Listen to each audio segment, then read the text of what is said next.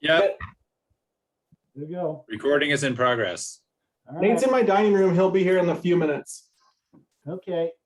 For those Finishing the of you who burrito. don't know, Sil ain't gonna be here, so I'm gonna be chairing the meeting tonight. And I'm trying to find a copy of the agenda. Well, I sent it and it's on the website Yeah, as well. I'm looking for my own copy. Well, Chris, while I'm doing that, can you start with the electronic meeting rules? So we got that covered? Yeah, we're kind of the same crew who always shows up, but for posterity's sake, commissioners are welcome to be with video on. Please stay muted if you're not talking, just to reduce background noise and interference, and that would be helpful. And don't forget to unmute yourself when you want to talk. Guests are welcome to speak during the forum, and otherwise should stay with video and audio off. And it doesn't tend to be much of an issue, so that's that. All right, I've got a copy of the agenda up here right now. Okay. So call to order. We did that already. It was 5:31. We did the introduction. We got the approval of minutes link is now showing. And I'm not seeing any members of the public. I see 8 people listed. Yeah, Charisse. Hi, Charisse. Would you care to contribute anything to the public forum since you're the only member of the public here? No, I'm just really excited to hear what you have to share. Okay, very good. Thank you.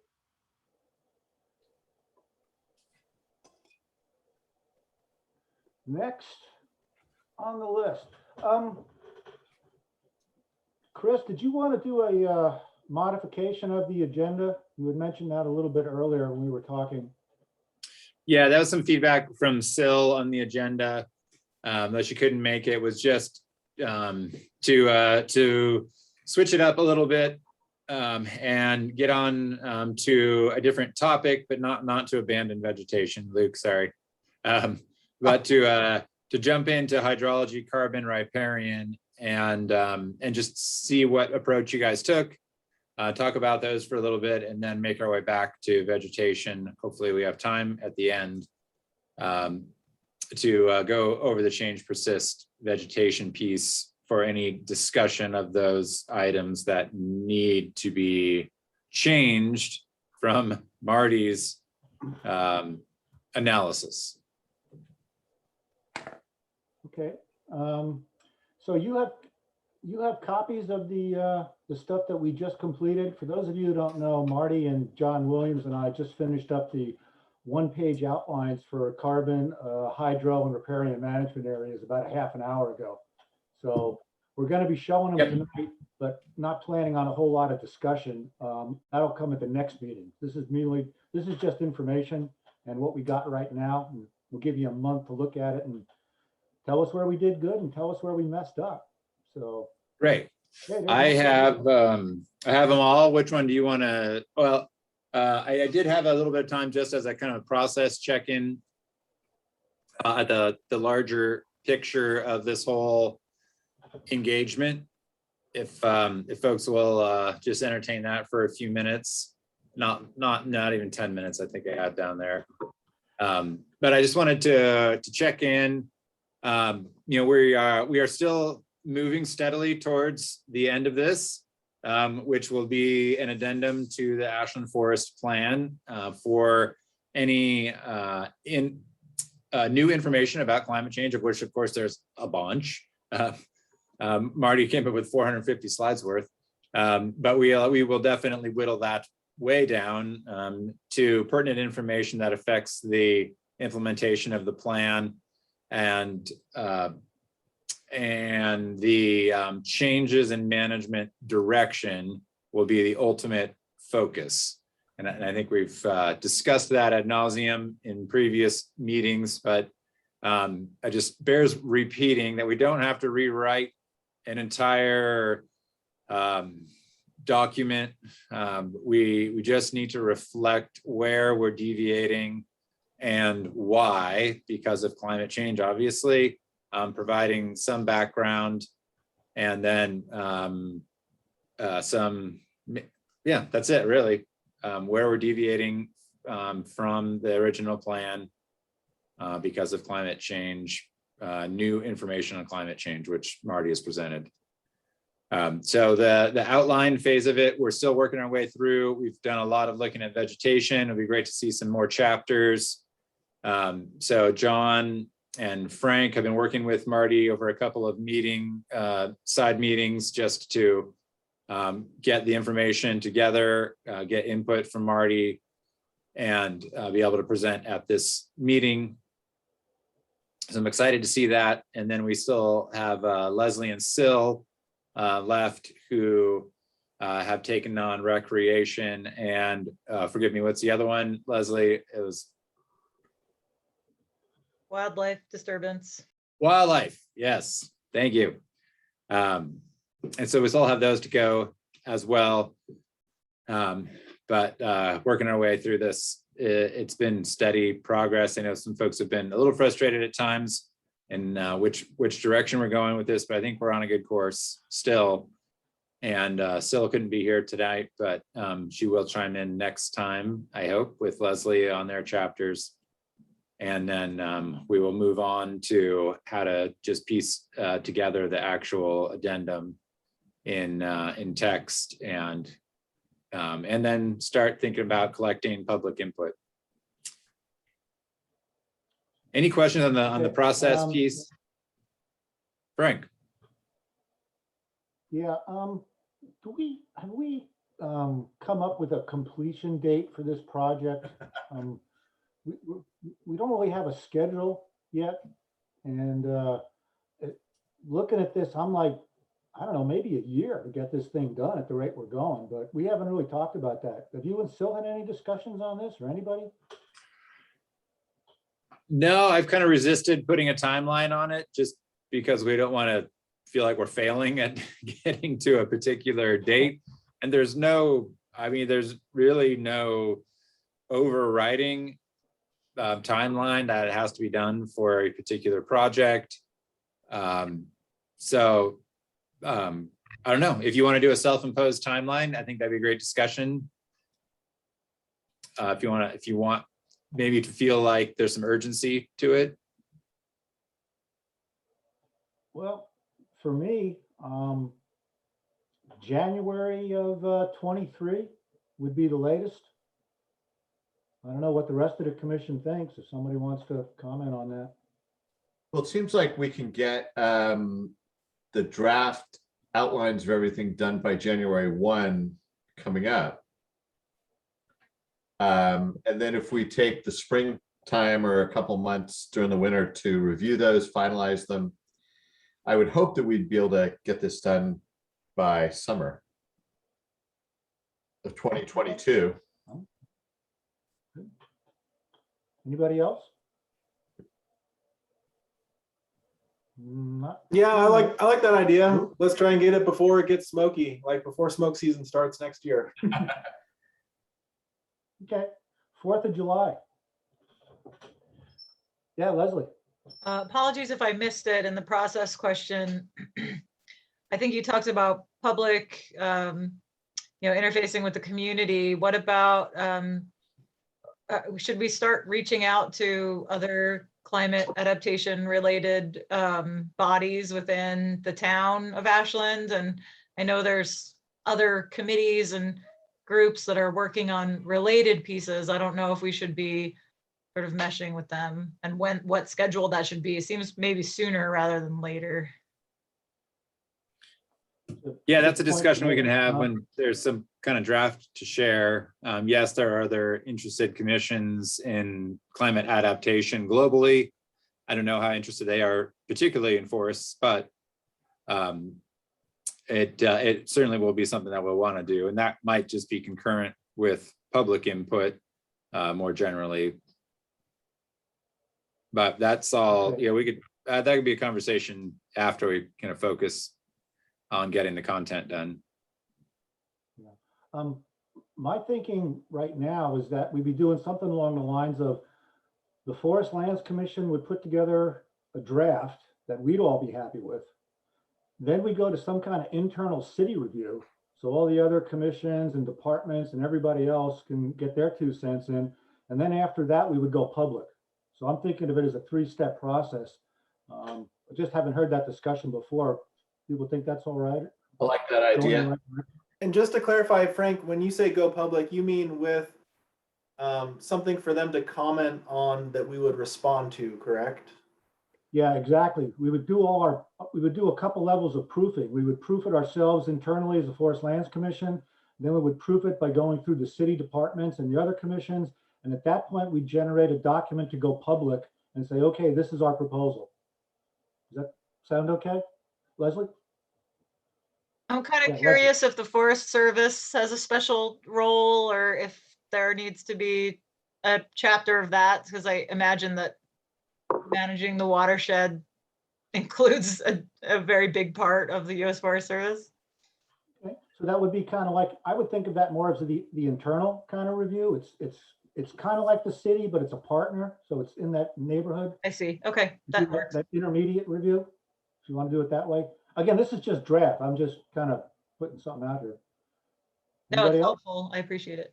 Okay. I think we've tried consciously to, and I know Marty and I have talked about this in what information he's presented, but yes, there are some issues that go across boundaries, but we've really tried to keep the issue just to addressing city forest lands.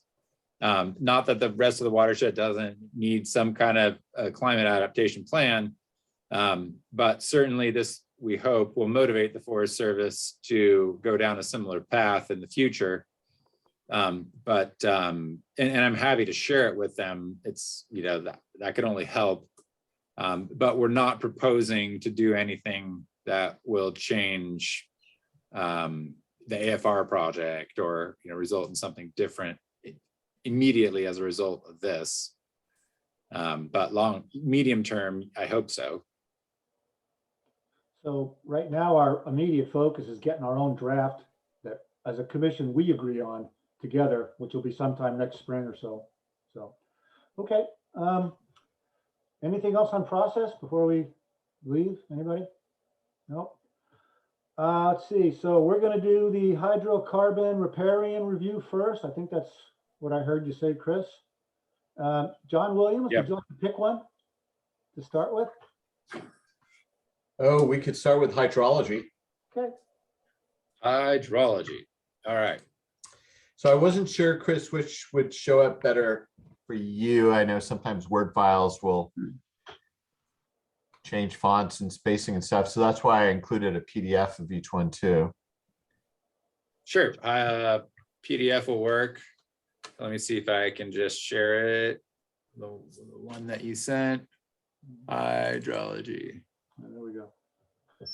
So again, what we're doing here, this is just our first draft outline. We're not going to change really a whole lot tonight, but when you read it later and you take it home and you have your good ideas on how to make things better, you can tell us where we messed up. But this is one of the ones we put together. And just for those of you who arrived late, these things got done about 45 minutes ago. So we'll see what they look like. Anyway, we'll just go through it. So it's the same persist and change format that we talked about before. And I'll just read them out. And with Marty and John, if you feel like chiming in, just wave and get your input as well. So basic stuff: prevent, minimize likelihood and extent of large scale, high severity disturbance. That's pretty much self-explanatory. Ongoing stand management, predetermined desired densities, unit by unit basis. This is going to come in later when we talk about riparian management areas. Older forests, which is going to tie into what Luke's got. And we just talked about the coordinating with the Forest Service. We put in road management as a specific agenda item in there. Reducing understory veg through prescribed underburning, and at the same time, not burning it so much that we cause surface soil erosion. So, Chris, can you bump these up a little bit so I can get to persist? Thank you. So keep in mind, while a lot of these prescriptions or ideas pertain to many different chapters in some cases. You know, in this case, this is just for hydrology. So that's one thing to consider as we go through a whole bunch of these is, do we want to just continue having the same recommendations in specific chapters, even if they're exactly the same for another purpose? So like hydrology or in the wildlife chapter or something like that. Or do we want to try to consolidate these into one summary at the end that sort of collates them all into one list? So just a thought to consider. John, that's a great thought.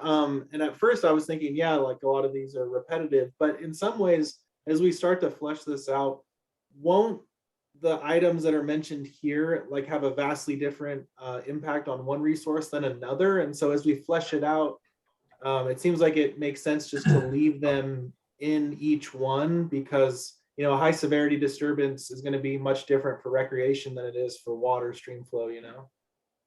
Yeah, and it's a good point. I kind of, at this point, I would love to see them within their chapters as well as a summary at the end that collates everything.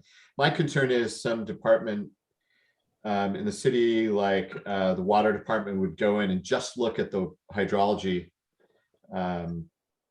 chapter and miss something if it wasn't there specifically for them. So, but anyway.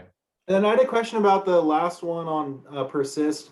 It said, it mentions, has a call out for underburning only, but is that saying that we wouldn't do like hand thinning and piling? It says reduce understory vegetation through prescribed underburning. Why underburning only? Should it just be like fuels management? And that could be underburning, thinning, lop and scatter, chipping, flying the manzanita out in big cargo sacks. I don't know, all the above. That would be a good comment to make after you take this home and review it. That's the kind of stuff we're looking for.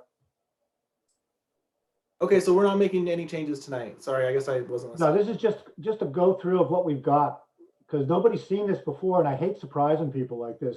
So this is just sort of an introduction to what we've got, and you can take some time later. This will be an agenda item for real discussion at the December meeting. We'll send copies of these out to everybody, or Chris will. So then you can mark them up in red or whatever and send them back. But I will add there, Luke, it's a really good comment. This wasn't intended to mean only prescribed underburning. It's just that was what we were focusing on at that time, talking about prescribed underburning. So now it reads, I see what you're saying. Good point. Yeah. So, okay, on to the persist change then. You can scroll that one up a little bit, Chris. One of the places we were looking at this, and we got a little bit here with the radial thinning and the thinning, it's supposed to say thinning in strips across the contour. There's our first typo. We were talking about steep terrain, like the Barranca, for example, where we had a lot of tree mortality and it just sort of happened. And maybe there's some other things we can do that'll stop that, and we can do it on steep slopes. That's something we got to look at. Persist change, ground-based logging. We were using cats on stuff like 20% on Ashland Forest resiliency, and maybe we can go a little bit steeper than that, and then we can use other types of systems besides helicopters. So,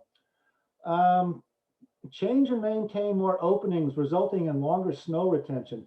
Marty, would you be willing to take this? Because you had a good way of describing it. Yeah, we're strictly in the hydrology section here. So we're talking about creating and maintaining openings because they do hold snow longer. Basically, they don't get intercepted by trees and vegetation. So the snow accumulates in openings and melts out slowly over time, which is more advantageous for a municipal watershed. And of course, there's a lot of other benefits with openings. And the vegetation chapter talks a lot about some of the other benefits. But we just looked here in terms of the hydrology. Okay, thanks. Let's see, what do we got here? Oh, this one here under persist change, monitor for changes in stream flow. We've got some intermittent streams that have turned ephemeral. We might have some perennials that are turning intermittent, and that's going to be an important thing to look at because it changes the types of management that we do on these. So now down into the change, and this goes right back to that perennial stream stuff. We have these designations called riparian management areas. They're kind of similar to a riparian reserve, if you know the federal administrative units. We haven't done a lot of active management in them so far. And one of the things we'd like to point out is that down along the actual stream itself, there's going to be a moist plant community that's going to be different from a drier upland plant community. And so even though it's the same management unit, the same riparian management area, we're going to have two different plant communities, and we're going to have two different management scenarios, because you're going to have one for the moist one along the streams and one for the dry one that's going to be covering most of the riparian management area. Number two there, PAG Deadwood budgets, same issue. Moist areas are going to have more deadwood retention than the drier uplands. Oh, we kept this one in here. We think in some cases the amounts of dead wood, once we get more frequent burning on the landscape, are going to decrease, but we had a debate over this one, so this language may change. Number three. Say what PAG stands for? I got RMA. What's? Oh, I'm sorry. You'll have to excuse me. Right now I'm having a problem with my video and I can only see you when you speak. So thanks for doing that, Leslie. Plant Association Group. Thank you. It's a way of classifying. There's a plant series, which is a larger category, and a plant association group is a smaller category. So you might have a moist Douglas fir pag, which is different a little bit from a drier Douglas fir pag. Marty, did I get that right? Yeah. Okay. Okay, same issue with the moist pags along the streams and the drier pags in the uplands. The deadwood budgets are going to be different. Probably going to have more where it's moister and less where it's drier. Water holding capacity, organic matter amounts, inputs include a biochar, and down logs also store water too, especially when they get punky. So that would give us another place to maintain water holding capacity on our sites. And the stormproof, the city road system, we're looking at, it says 1960s design, and we need to go back in and take a look at things like, you know, the culvert size and what are the peak flows going to look like. So I think that's it for hydrology. Anything else on there, Chris? I can't see anything else. All right. Frank, I have a question. Can you explain disconnect roads and ditches from hydraulic network? That's a Marty. well, a couple things.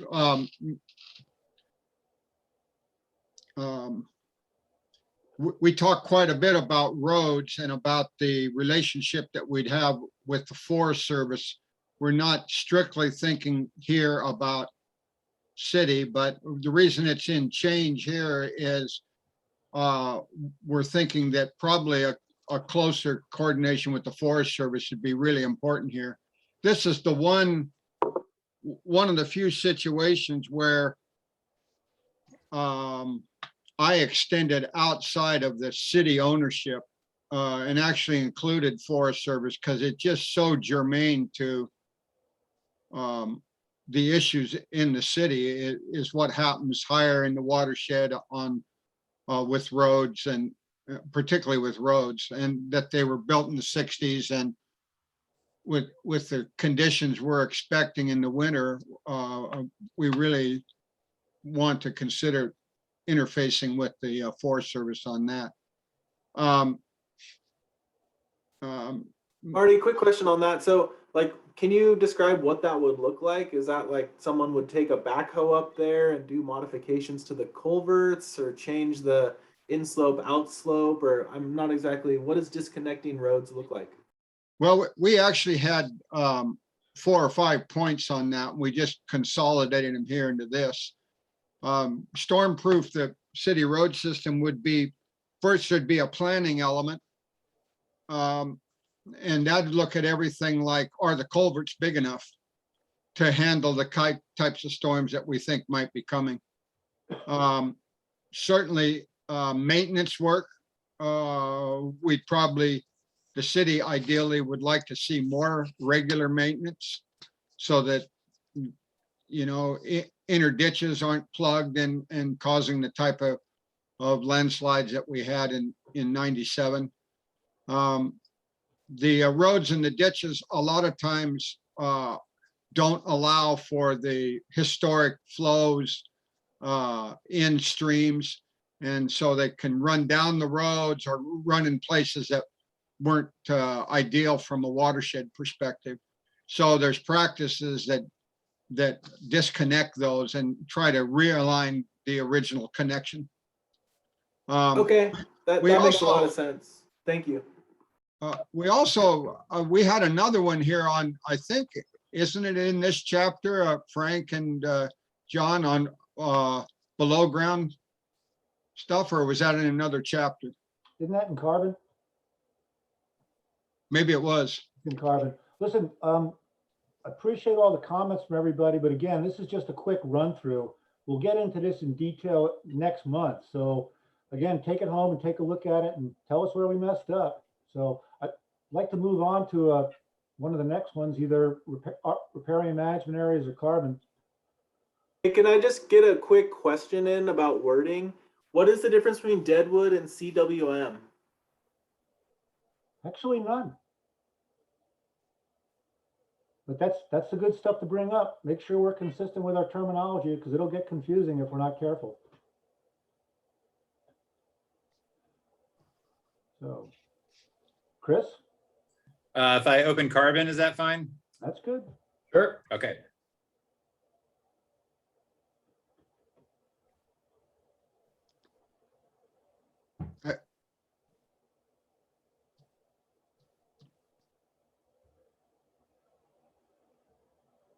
Is there, I just want to ask the Forest Lands Commission, is this working for you, for y'all? I mean, are we, you know, giving you enough information to make it worthwhile, or we moving too fast, or?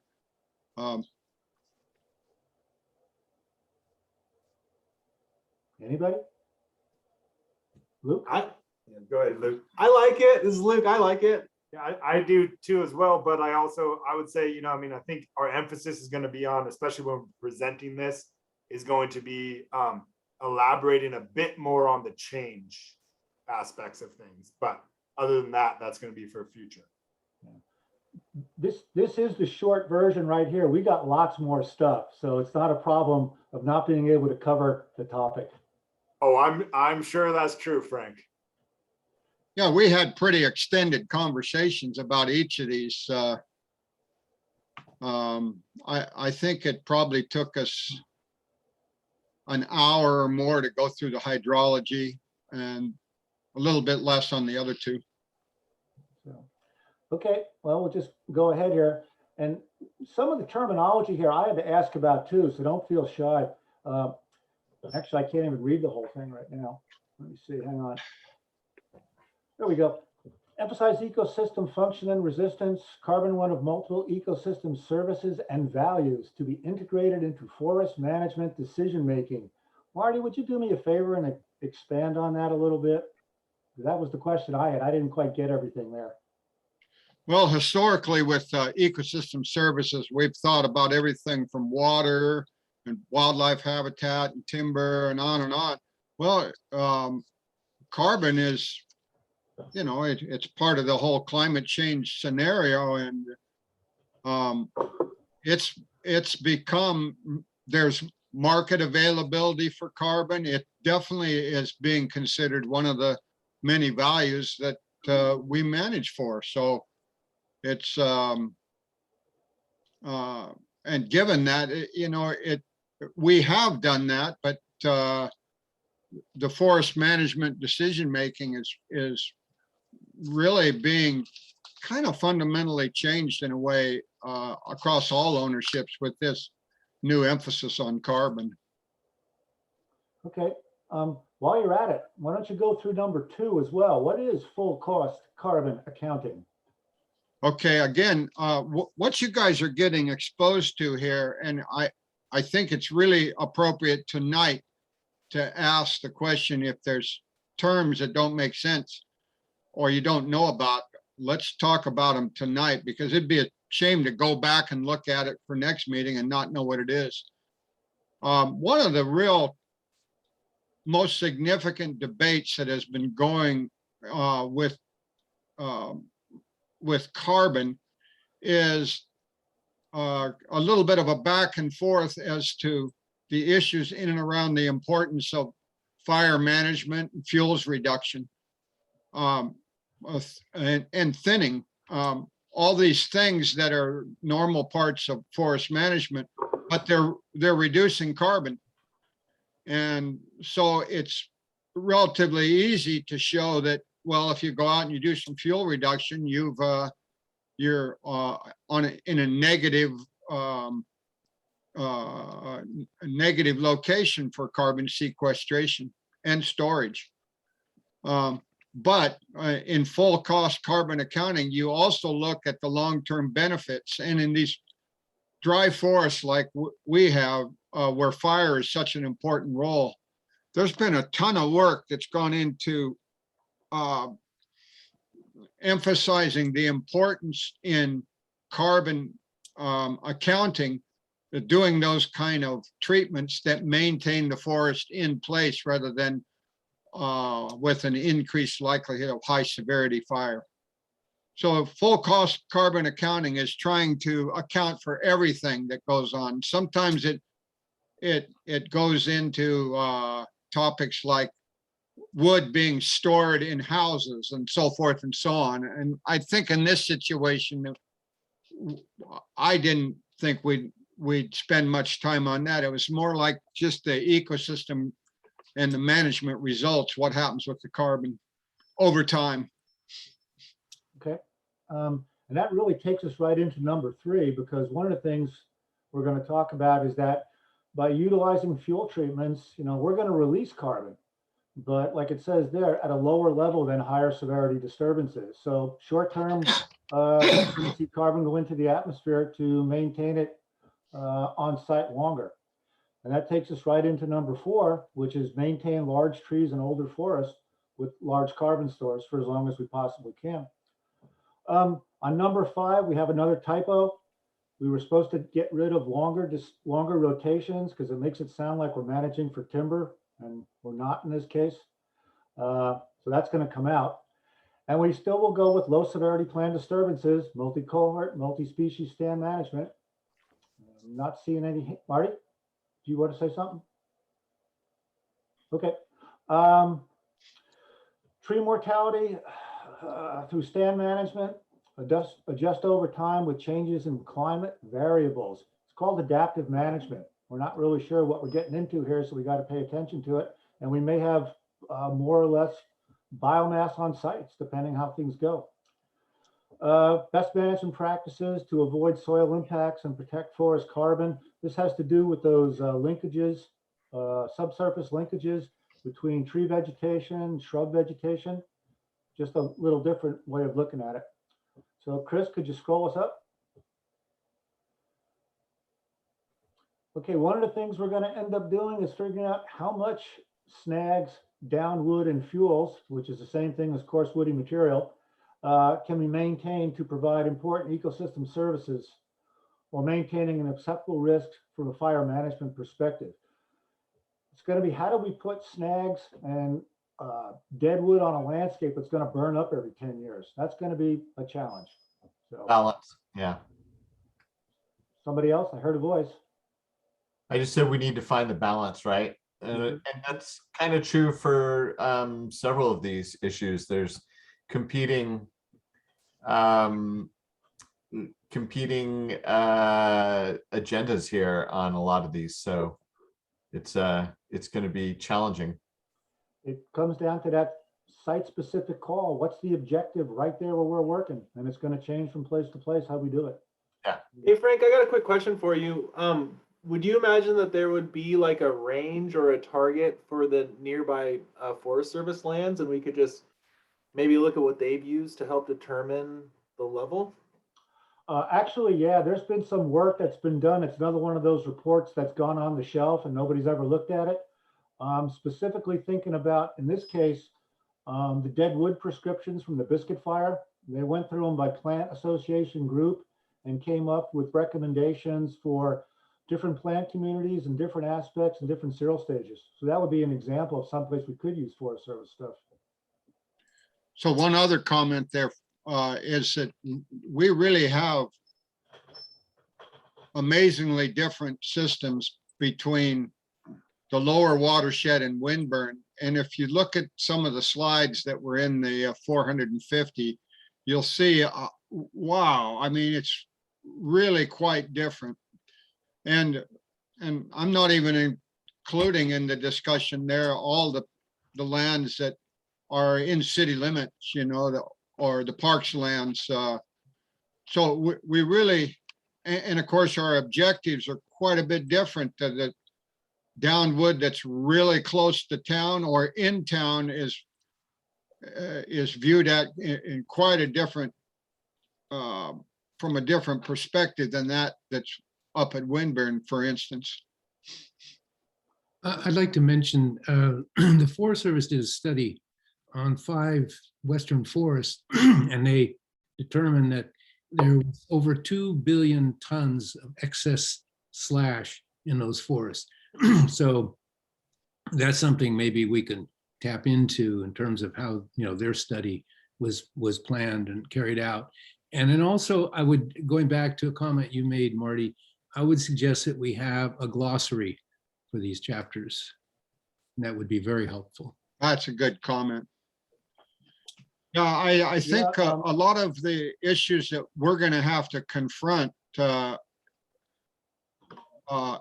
in and around the, in the last 20 to 30 years, there's become a really great advancement in understanding the importance of downwood and the ecological roles that it serves. And so there's been a tendency to leave a lot of it on the landscape or even encourage increased development of it. And more recently, particularly because of fire, and if you look in the slides, the 450 slides, you'll see this conundrum, because it simultaneously, a lot of fire management folks are really concerned about high levels of snags, downwoods, and particularly moving forward with climate change. Okay. Anybody else? John, we do have a glossary in the Ashland Forest Plan, so that would be the first place I would go to look for terminology. But there's probably stuff we could add, and so that would be something we could improve on there. Let's see. Oh, this one here, the change.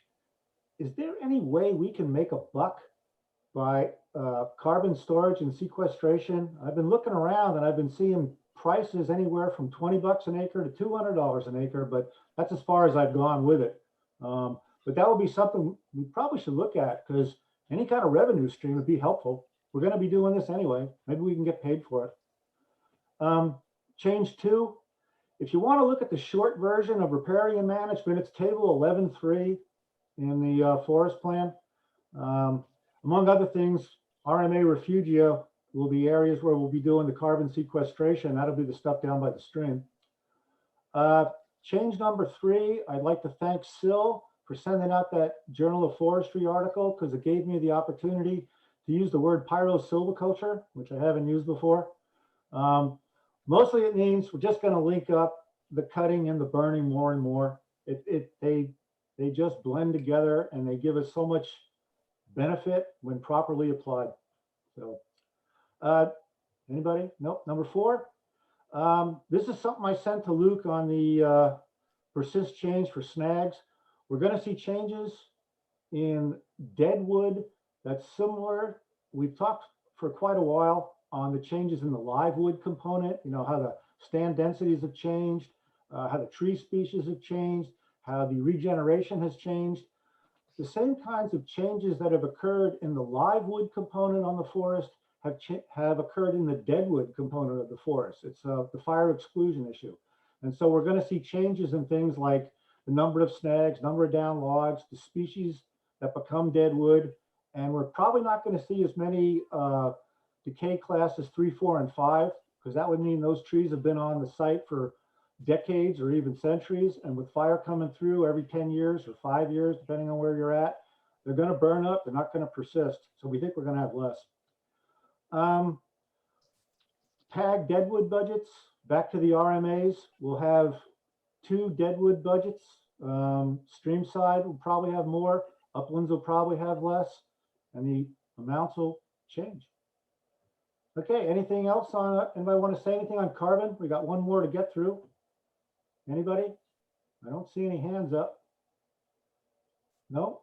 Chris, we got one more. RMAs. Will we get to that one?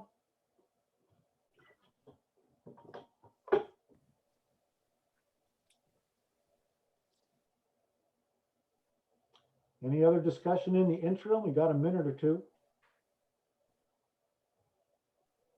John, I'm not sure that we've got that that section on the below ground stuff. I don't think it was in Riparian, but you might check and see if it's on one of the chapters. Okay. And you might just review, we might have another 1 or 2 that we didn't get in here, just if you can take a look at it. Okay.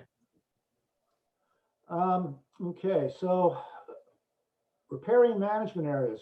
Below Reeder Reservoir, everything in the riparian management areas is eventually going to go through town. And so we're probably not going to be managing for large wood and boulders and stuff like that. Mostly it's going to be minimizing flood impacts, bank stability, stream shading, wildlife habitat. We have the Ashland Ponds exception, which I'll get to in a minute. The other place that looks interesting is the Windbird parcel, because that's going to be a different management strategy, just because it's anything that happens there will be stopped at the reservoir. So is that a hand up, John? No? Okay. One of the things we've done a little bit of is thinning in riparian areas higher up in the watershed, and we're probably going to continue to do that even more so. Chris, could you scroll it up a little bit to the changes at the top? Ah, yeah, this is a good one. So it's going to be drier in the summer, and we're not going to have very much water. And then in the winter, we're going to have like these storm events where it's going to dump on us. And so on the one hand, we're managing for the dry streams. And then sometimes we're going to be managing for the very wet streams with a lot of flow. So anybody? Okay. Monitoring. Wanted to toss this in here.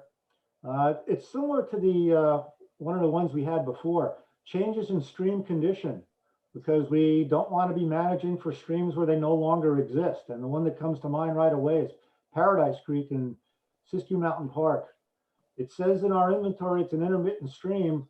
I'd be surprised if it's even an ephemeral. You'd have to go out and look. Change 3. This is different. We've got about 110 acres of these riparian management areas, and we pretty much left them untouched. And so one of the things we're going to do for climate change is initiate more active management in these riparian management areas. And again, it's going to be 2 prescriptions. One's going to be down along the stream where it's moist, and one's going to be in the uplands where it's dry. Number 4, connectivity.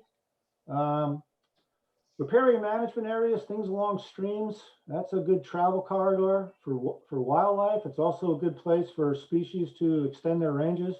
And so connectivity across not only our ownerships, but now we're talking about the Forest Service too. Number 5, more openings for shade intolerant species. That would be, for example, in the upper ends of the riparian management areas. And one of the species we might want to promote would be something like sugar pine. Might have a chance of surviving in there if we use rust resistant sugar pine. Down on number 6, where's Leslie? This is going to be a Parks Commission decision, but right now, if management for anadromous fish is becoming a bigger and bigger priority. Frequently, we talk about climate change in the context of fuels and fire and reintroduction of fire. One other way we can deal with climate change is to restore degraded habitat. And Ashland ponds might fit that description, depending on what you think that degraded habitat is. And so one of the things to do here, and this is a big ticket item, is consult with the Parks Commission and see, number one, what's the current management objective for Ashland ponds? What are we doing there? I've been looking in the city documentation, haven't found too much yet. Leslie gave me some tips. You know, But- I actually was looking earlier in the meeting, you should look Okay. at the trails, the Ashland Parks Trails Master Plan. It does say fish habitat restoration. I mean, there's not a lot, but it definitely lists that in reference to Ashland ponds. So I can show you where that is another time. Great. So, Good. oh, John, go ahead. Oh, I was just saying, good. I'm glad it's in there. Okay. We haven't done a lot of work like this on city lands, city or parks lands, but just from some of the work that I've done, this looks like a real good place to grow some fish. The Oregon Department of Fish and Wildlife has designated Bear Creek and Ashland Creek as essential salmonid habitat. So there might be some support for this. We're gonna have to dig up some funding if we want to get the work done, but wanted to bring this up, want to bring it to the Parks Commission, and I've contacted Michael Black, and I'm trying to get a few minutes on the agenda to go over this stuff. Number 7, same issue again, a dry and a wet, a terrestrial and aquatic plant community. And we've gone over this before, so I won't really touch on it again. Break up fuel continuity in the uplands near the riparian management area. So we want to burn around riparian management areas to keep the fire from getting in. And then what else do we need to do? Consult with the Forest Lands Commission. We could use help. So if you've got any ideas, please send them in to us. So that's our quick outline, our 3 chapters. If anybody wants to comment or say anything on it, this would be a good time. Otherwise, we'll move on to Luke. Anybody? John, did you find anything that, I know we didn't get the below ground stuff in there. Yeah, I added that back into my notes. I'm not sure how we missed that, but that was in hydrology. We just wanted to emphasize the evolving science about below ground soil biology and the importance of water delivery between plants and the soil. So yeah, I've added that back into hydrology. Yeah, just for some anecdotal information, Marty brought up a study that was done by a fellow out of OSU they were digging down into the ground to see how far the roots went for different things.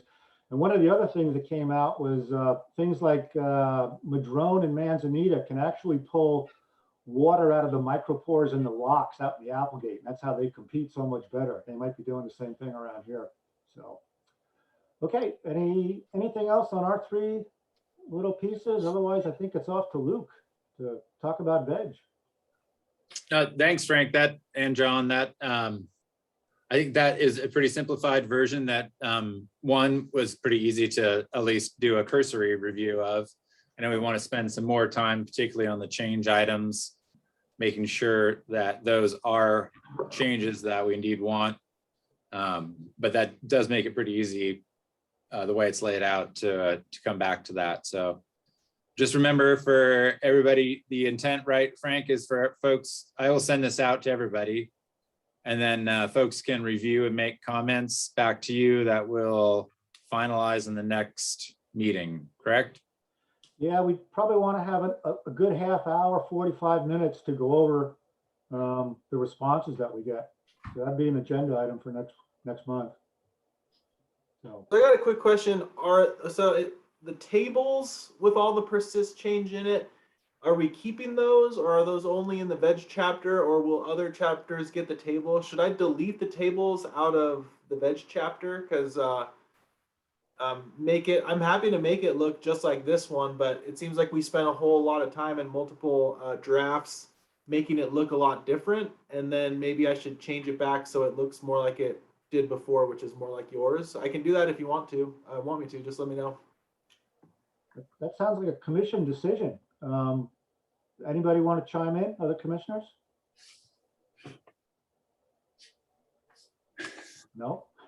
I just think ultimately it will be nice to have a table summary of, of each of the items and whether it's change, persist / change or persist, just for easy reference as in each chapter. So I wouldn't, I don't delete anything. Okay, so you're saying all chapters will have that eventually, and their chapter will have it when we review it next time, or that's like more of an endpoint, or what? Maybe more of an endpoint. Yeah, I would like to, that's a good idea, Luke, because it's a lot easier to pick stuff up out of a table than it is out of a narrative. So somewhere we want to have the table with all those points, at least a summary table like Chris was talking about, for all the persistent change. So let's keep that in there for now. So anything else? Luke, I think you're up. Yeah, I just want to say great job on that. You guys really, I mean, that was awesome. I really liked everything I saw there. So great job. I wish my chapter looked as good as your chapter looks. Don't worry about it. You did a great job too, Luke. So Oh heck, Luke, your work is just beginning. You've got a lot of heavy lifting to do, I think. So it's going to be a big task. We'll provide as much encouragement as we can. So Luke, do you want me to pop yours open that you sent on the 4th? Yeah, so I just went through the version from last time and made sure that everything matched Marty's and tried to make the language even match Marty's presentation a little bit. So kind of simplified it, didn't get rid of anything. It might have actually gotten a little bit longer just because I wanted to capture everything that was in Marty's, the smaller of the two presentations.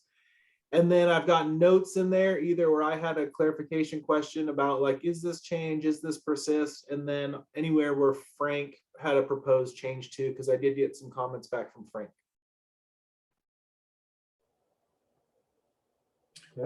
So you sent 2 versions. You sent a Frank comment version and then the other version. Right, so Frank comment version, I think I wrote that in an email to you. That is his comments that he sent to me. That was just for reference. And then the version that's like 4.0 or whatever, or 3.0, that's the one where it's all incorporated. I just wanted Frank and everyone to know that, to have his as a reference if they wanted to double check, because in some cases Frank had like 3 or 4 sentences and I tried to just like make a little nugget out of it and stick it in there, but I didn't want Frank to feel like I didn't quite get it right or whatever. So the Frank comments are what I received from Frank, and that is for reference. And the version, whatever, 3.0 or whatever it is, 11.2, that's the one. Okay, I've got the updated veg chapter outline 11.4.21, which is the most recent I've got. So let me pop that one onto screen share. Perfect.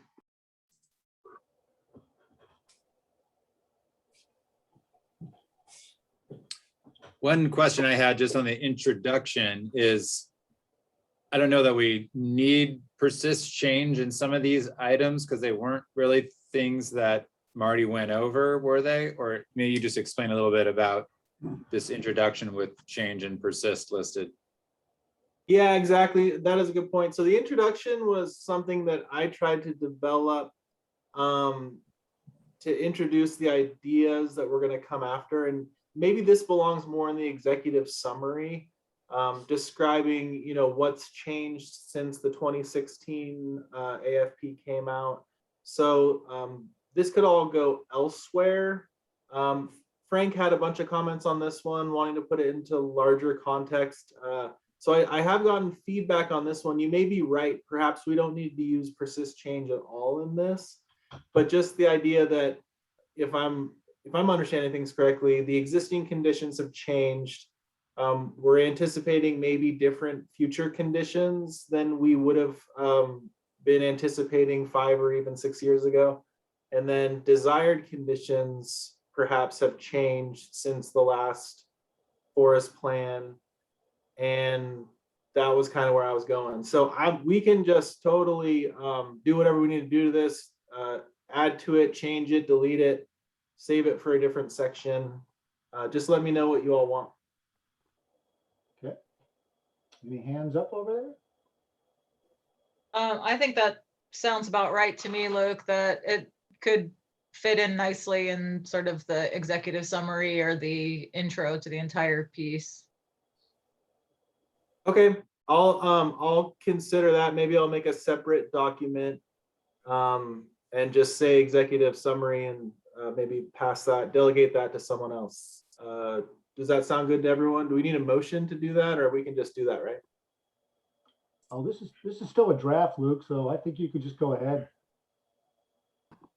Okay. Yeah, I I will don't, then- it could be more of just like, if it's executive summary, it's just more text-based. It doesn't have to be a table. In this case, that while the other ones, we want to preserve the tables. I don't know if we need one here. Or you could just sit on it and wait until we get to the point of incorporating an executive summary, and the language is all there. It's just cut and paste to take it out and wrap it in with the other sections.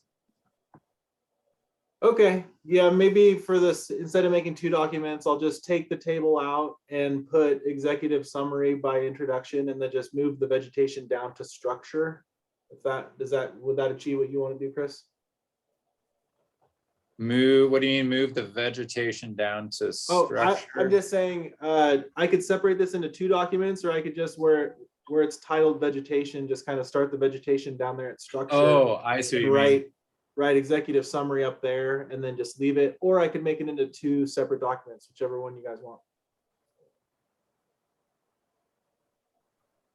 I think maybe you just want to wait and let's see how things pan out and not do a bunch of work that might get undone later. So I would just hang tight. Sounds good. So then the other thing that this has is comments that I received on previous editions from Frank. And because we can't do like email discussions about comments, these are really things like where it says on the first one, Frank would like to expand. These are things for everyone else to consider. These aren't notes to me for myself. These are notes for you all to consider, to then give me feedback, to then maybe make changes, if that makes sense. Yeah, this is Leslie. Frank's comments down on the bottom regarding terminology, and I just find that a little odd. Like the statement, existing conditions have changed. It makes it seem like we think existing conditions are static, or like this this thing that never changes. So I just feel like there needs to be a little bit of different wording to actually characterize what we're saying, because that sounds almost a little like oversimplified and kind of strange. Like if I'm making any sense here, like existing conditions is this defined thing that is static, and desired conditions is this defined thing, and then there's this change in between is sort of what it feels like it's saying, and that doesn't seem like what we want to communicate. Okay, yeah, I can totally see where you're coming from there, and that might be my bad for just talking in gov speak, maybe doing NEPA documents for too long. But as an example, if you have a forest plan and you have existing conditions when the forest plan comes out, and desired conditions, kind of what you want to do, and then a forest fire sweeps totally through it.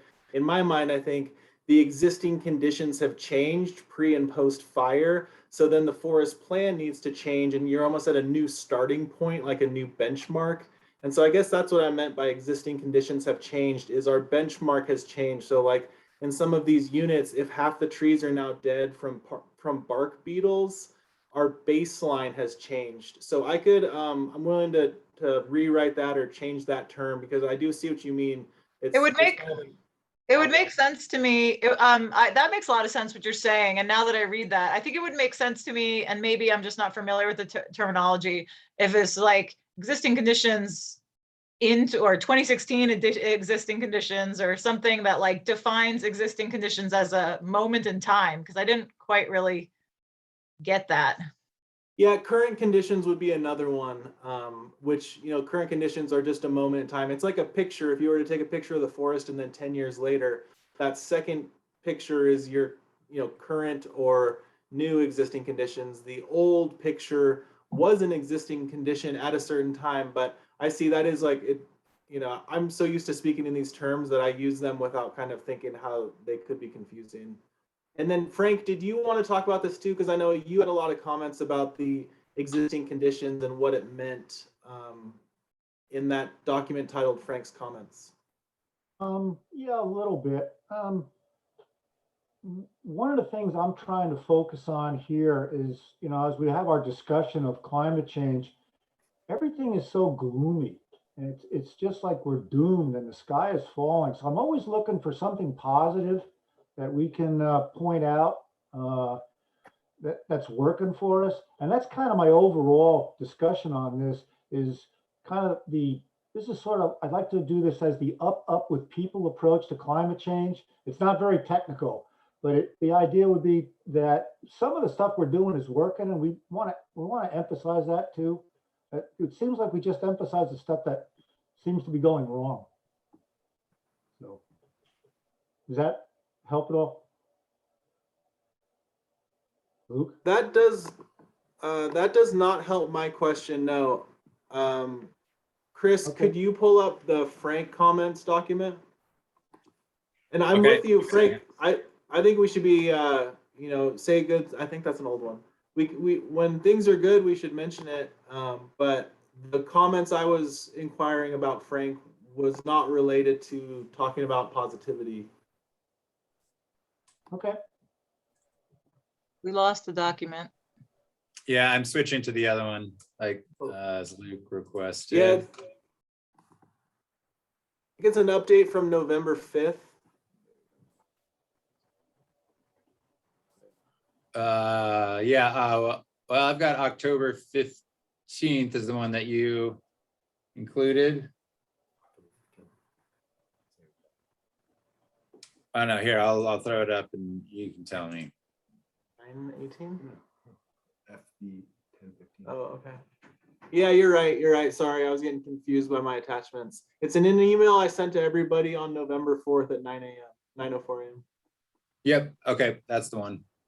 Okay. So maybe this, and I brought this up because Leslie seemed to similarly found the existing conditions terminology to be challenging. And so I think Frank did too, because, if you guys want to propose a different phrasing, a way to say it, I'll make it match however you want to do it. Luke, we were wrestling with this on the ones we were talking about earlier. And what we did is we ended up putting more stuff into persist and change, as opposed to just change only.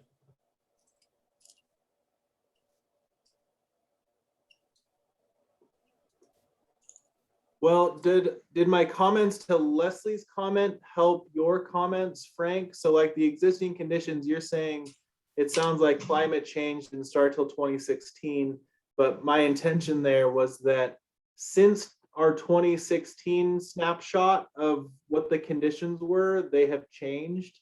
And so hence we are changing our management perhaps, or looking at new. So that's kind of where I was getting at. But you've got that same comment, I think, on almost all of these. Right. Yeah. So like, anticipated future conditions have changed. Prior, in 2015, no one was thinking that Talent and Phoenix were going to burn down in a forest fire or whatever, an urban fire. But I would say that's something that's changed. And so it's hard now to talk about any kind of fire in the WUI without, at least maybe mentioning that or alluding to some of those changes.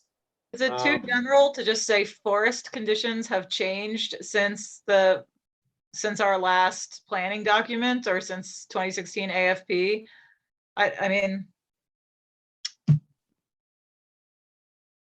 Okay. guess, I think it's appropriate to just draw on the work that's been done just on city lands. We did an inventory in 2017, and we've got this incredible updated data set. Then we did a monitoring of snags. You guys might remember that report in 2018, I believe. And we're beginning to see quite a some additional snag development and mortality. We did a document related to non-commercial thinning needs. So, since 2016, a lot of, I think this is what you're driving at, Luke, a lot of stuff has changed some. I don't, maybe, go maybe ahead. I was just gonna say, maybe this introduction doesn't need a box chart, and you can just explain these concepts much more easily in a few sentences. And Yeah. maybe this particular, since we're thinking about it as almost an executive summary to sort of set the stage so people understand our terminology, maybe this chart isn't necessary at all, and we don't need to kind of wordsmith these brief management things because it's part of our narrative, maybe. Okay, I like that. So Frank, Yeah, does that work for you? I'll delete the table, and when we write the executive summary, we'll make sure it's written in a way that it doesn't appear like we're talking about a 5-year analysis period. Does that work for you, Frank? Yeah, it does. I was thinking of something a little bit different, though. I wasn't thinking about getting rid of the table. I was thinking about perhaps you could put in some examples and say, here's an example of how the existing conditions have changed. And this is why we're making our management strategy different too. So, if you want to delete the table, I'm okay with that. But the idea of like later on, as we flesh the document out, those specific examples will really help make the case. But I think Chris and Leslie both recommended deleting the table. So I was gonna, after this meeting, delete the table. And then we'll just make sure that all of your red questions in the table itself don't come up when we write the executive summary. Are you comfortable with that? Okay, done. Yeah, sure. But would you be willing to, as these little statements are in there, just provide some specific examples for the reader later on, so they can see, okay, in this place, it looked like this 5 years ago, and it looks like this, today, and document those changes. Okay. Good enough. So I'm gonna delete the table, but the comments will get addressed in the executive summary. Is that what I'm hearing? Okay, sounds good. Thank you. Then we can switch back to the draft, Chris. I think we'll be switching between these two back and forth.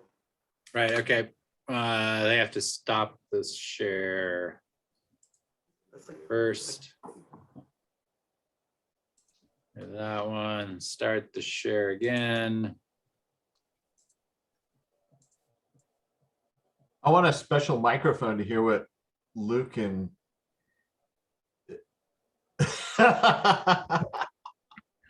what they're talking about. Yeah. We just cracked some 10-year-old homemade cranberry wine. Oh, okay. I was gonna say, I don't want a microphone to hear what they're saying. I'm nervous about what they're saying. I feel like they're making fun of us all while they're sitting over there muted. Okay. Time to get back on track, folks. Luke, did you have anything else you wanted to go through on this page here? I don't think so. We're good there. And so then I've got, we're replacing coarse woody material. So we're good on that one. Yep, keep going down. So I just want to ask Luke, so as it says structure, and then there's all these bullets. Is each of these bullets a point that Marty addressed and had a suggestion for, or are these like kind of your interpretation of drawing out items? Yeah, so I kind of, I went back to the source material and made it match. So it should match exactly. And I may have tried to simplify things. In some cases, one bullet point in Marty's presentation would actually have like 3 different topics in it that were related but sort of different. So sometimes I was separating those out. In other cases, one slide or multiple slides might mention the same thing. But yes, all of the change persist labels assigned to topics in here match Marty's presentation. And then there will be notes if either Frank or I had a slightly different opinion. And we can look at those and just run through them. They're noted in parentheses, but not so many in this first one. Yeah, go ahead, Leslie.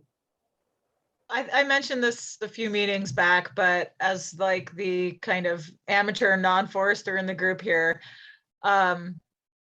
I think that there needs to be some clear explanation about what the difference is between structure and function, and how those are relevant to any sort of anyone who's not a forester, because I think those are ecological terms that are going to throw people off from the very get-go in reading this.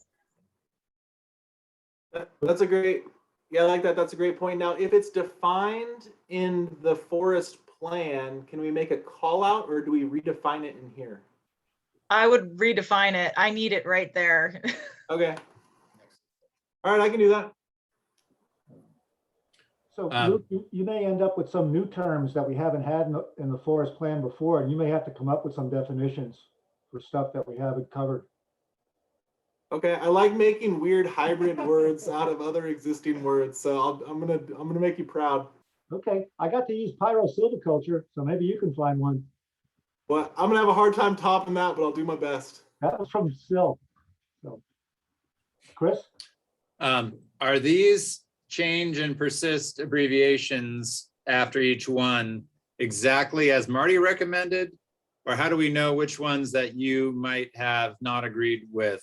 Right, so yeah, everyone's the same. If you scroll down to the next one, it'll all make sense because you'll see any Okay. comment I had or Frank had in parentheses. That we just didn't have a lot of changes on this one. So, yeah, so like for instance, on this one at the top of this page, Frank thinks that the last two are change only. Marty had them as change and persist. Discuss. Okay, so that's maintain and enhance structural diversity.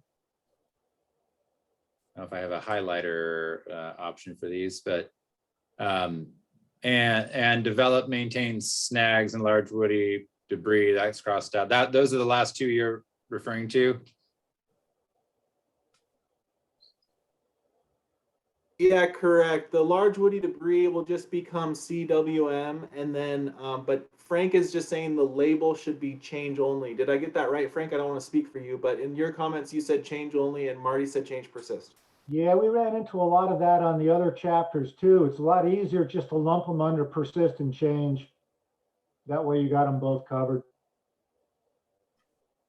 Sometimes, So I would do it the way Marty sometimes had it. might be an important distinction. So I'll just run through them pretty quick. Maintain and enhance structural diversity.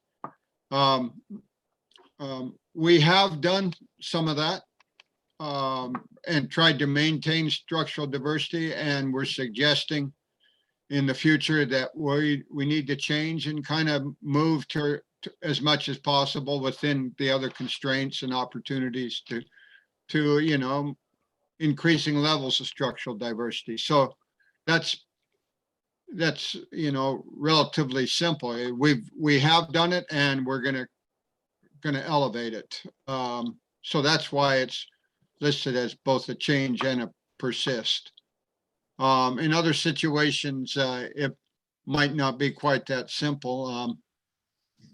Another part of the structural diversity issue is an important thing that we're going to have to wrestle with. There's a tendency, a lot professionally, we're really quite commonly thinking more open forests these days, as you know, as a still having promoting structural diversity, but trying to get particularly more open stands with structural diversity. But at the same time, the information we're getting about vapor pressure deficit and some of those things that are happening, we think with climate change, suggests well, we may actually be wanting to look more seriously at shading. So we've got some work to do to try to decide how we're going to go about dealing with that, or at least acknowledging that there's some questions out there.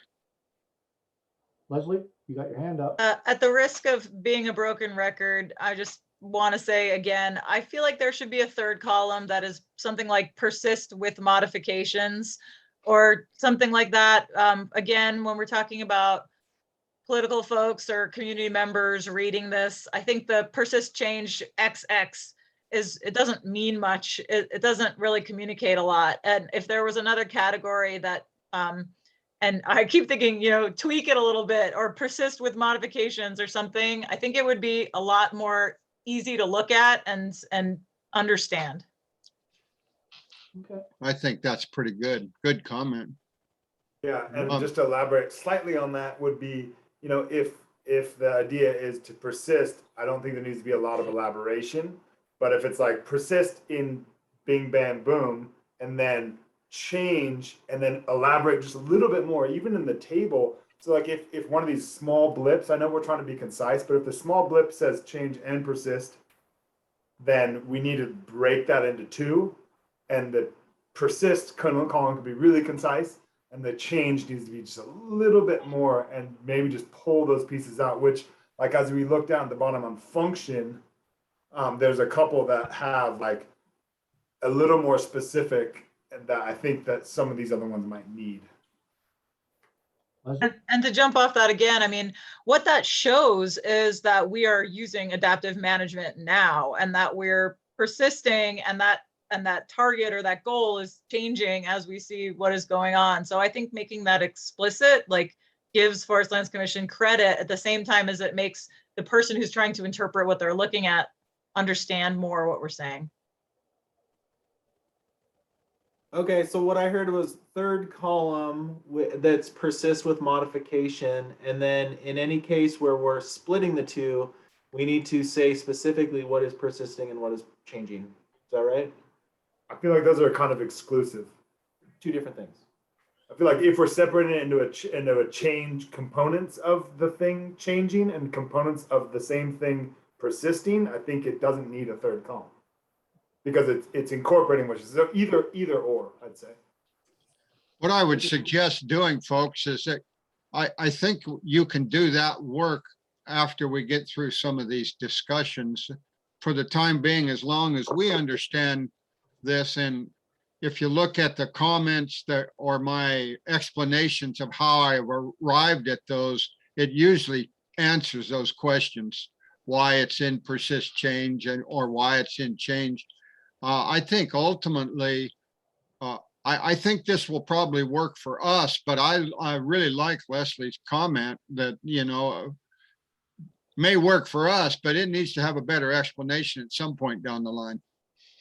Okay, so I just will say, Marty, I could do my best to start splitting these up and crystal ball what you thought was the persist and what was changed, but in your presentation, it was not always apparent to me. And so in some cases, I was just putting it into here without really understanding, it was vague enough or general enough that I would not be able to do that. And I may rely on you to then tease out some of the nuanced differences in persist and change, or find the wording, and we can work on it together. But I know that if I try and split what gets persisted and what gets changed, it's not going to be what you saw. So yeah, we can be glad to, Luke, and Frank and John and I went through that relatively easily. I mean, we just, if there was any confusion, we just kicked it around and sometimes shifted one way or the other, but we can certainly do that. Frank, would you want to be in on that too? If we did a small little study session, the three of us, and then we could really split those out and tease out the persist versus change for those combo ones? Oh, I think that'd be a great idea. I was talking with Marty earlier today. Last Friday was the first time we had a chance to discuss, and we covered how many angels are dancing on the head of a pin. And I'd like to hear your opinions on that when it comes to forest management. So it'll be a good opportunity to do that.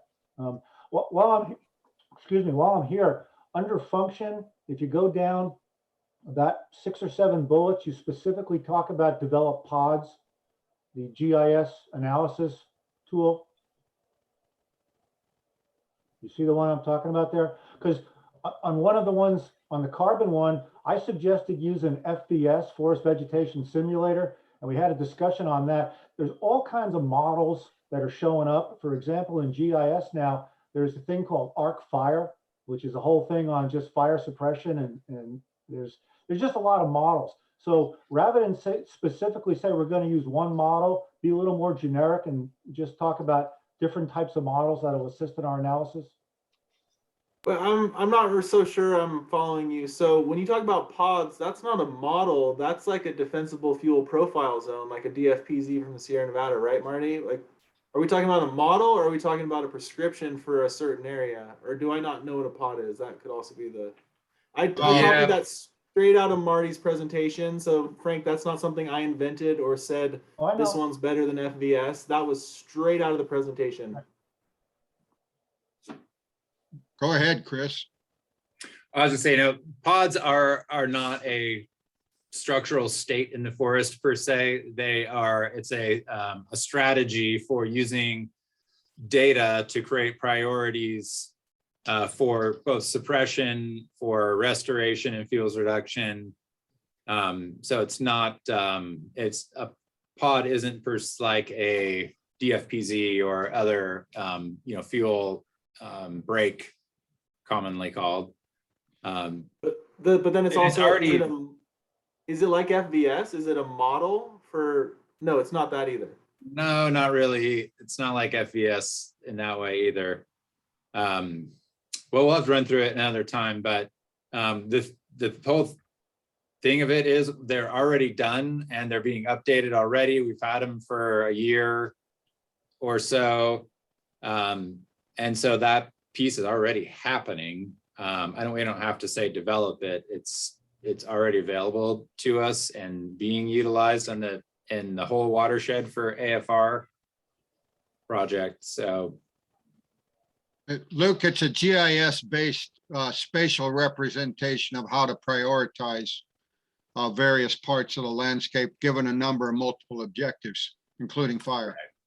Out of Oregon State, Chris Dunn has developed this approach, and Sil and I participated in it to just kind of look at it from a number of perspectives in a spatial analysis.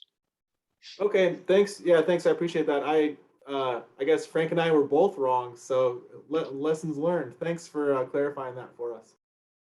Yeah, my point was just that there's multiple analysis tools available, and we specify one or two, but there's lots that we can take advantage of. So we'll just be more general then on that, Frank, and just mention that different models and strategies are available, and we won't pick one out. I'm with you. I like that. I think, look, we'll go back to that. I talked about maintain and enhance structural diversity, but the next one was the snags and coarse woody material, and it's a persist change. Really what's going on there is, at least from my perspective, is that we've got pretty well developed over the last 25 years, a very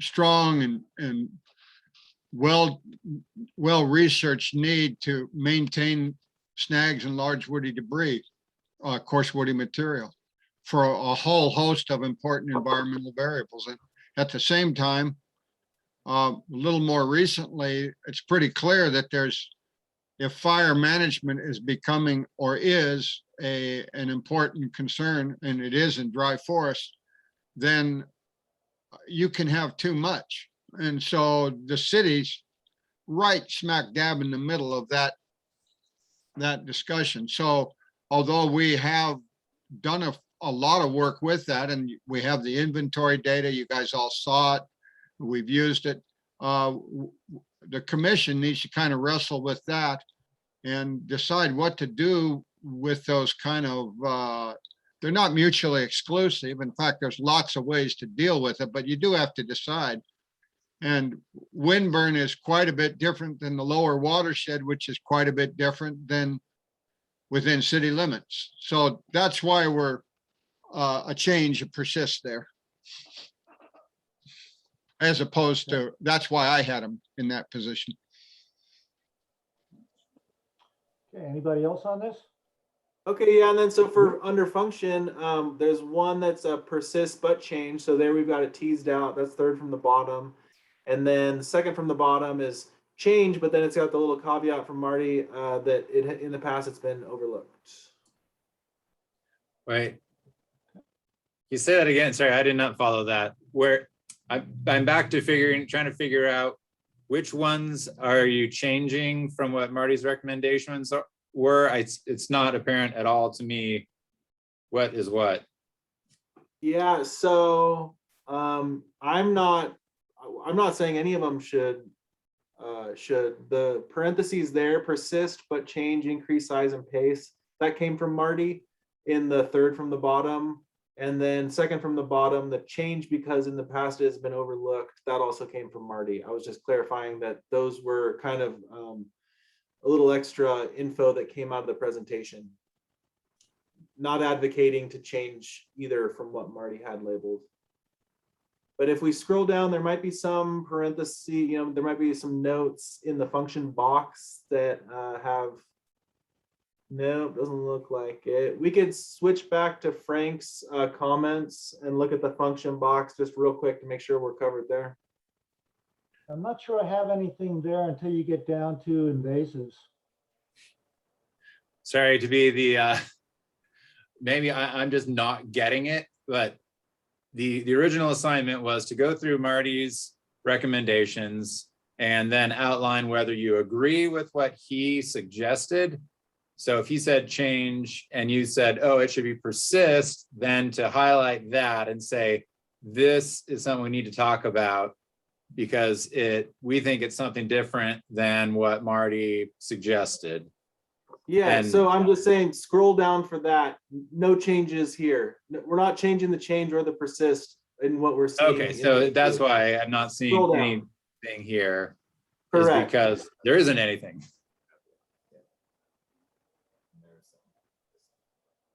Yeah, so now composition is where we'll really get, that's when the fireworks start going. Things are gonna get excited, temperature's gonna go up. We got Frank stuff, Marty stuff. I think I had things. This is where it gets exciting, Chris. This is what you've all been waiting for. I'm sorry. I should have put this at the beginning. We should have started on this page. I'm so sorry. I already messed this up, but go.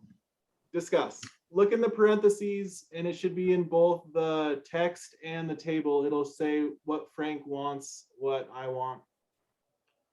Yeah, one thing, Luke, just so everybody else knows too, the issue with invasive plants, because that's all we're talking about here, there's an invasive animal issue too. That's going to be a big job. It's going to be a lot of heavy lifting and hard choices, just so people know what's coming. I did a run off the inventory sheets. We have 82 invasive plant populations on city lands that we know about right now, and that doesn't cover acid castles. So there's going to be a lot there to cover. Back to you, Luke. Okay, yeah, we've talked about invasives every time, and it will just, if you wanted to develop the text for that, I'm happy. I think that you have more expertise there. And did you do the non-natives for the forest plan? Did you develop that part? I don't think I did, but we could use the forest plan as a start. And then you're saying heavy lifting. It sounds like you just want more on the invasive topic. So copy that. I'll put a note. And then we can go through these line by line because almost every one of them, at least as we get down into the middle, Frank or I had a difference of opinion. Okay, well, I'll just weigh in so you guys understand. We've been doing invasive species management, inventory, and management all along. In the slides, there's a couple slides that shows exactly where they are. And we've been working annually, maybe sometimes maybe not every year, but we have a good inventory on the lands that we have of the invasives and where they've been treated. And that's been a high priority from the beginning. So I didn't feel like that we would have to do anything other than persist in the efforts that have been made. It's always germane to say, well, with climate change, there could be quite a bit more. And then indicate that a change may be necessary. And I've done that in a couple places, but at least till now, the city has a pretty good program of monitoring and dealing with invasives. And that's why I left it in a persist. Okay. But, you know, it's not critical that we fine tune these enough so that, you know, whether it's persist or persist change or, you know, I think Leslie's original point was that you want to be able to communicate to the lay people. Let's take this one, for example. They could be both correct. You know, they're both a persist. They could be invasive species management could be called persist or change. The key thing is that whoever reads it understands what the heck you're talking about. And then, of course, what you want to emphasize. I felt like persist was fine in this case because of the city's history to date. Okay, so Frank, rebuttal. Why should it be changed? Well, none of that information is available to the public. If you go on the website, the only place you can find the information on invasive plants is in the attribute tables for the units. And the stuff that Marty's got is, I'm sure it's available, but nobody else can see it or find it. So how is that a change in management? It sounds like you just want to change how it's presented to the public online. Is that a change in management or a change in just documentation, administrative management? I'm not following. The issue with the invasives is it's something we're going to have to address for climate change. We would need to document, like Marty's talking about, where those populations are, what's been done, and then what are we going to do going forward? I'm thinking more along the lines of generic prescriptions by species. So for Scotch broom, we would do this. For blackberry, we would do that. But don't get too detailed about it. That's got to be a site-specific decision. Going forward, we're going to persist in managing invasives. Done. You want to change the management of how we manage it? I mean, we're persisting in managing invasives, yes or no? We are going to persist, but the workload is more than most people think. That's what I was trying to say.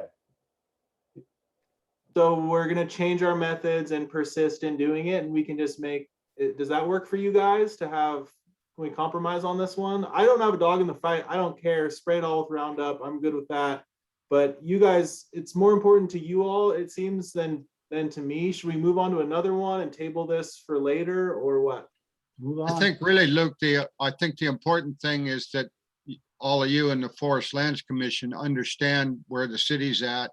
If you get into a public discussion, we present the information, hopefully that they can understand Leslie's point, well taken, and that you guys can say, here's what we're doing. Whatever you call it is fine. I don't really care. But one other point that I want to make sure that the Forest Lands Commission understands, and this is important.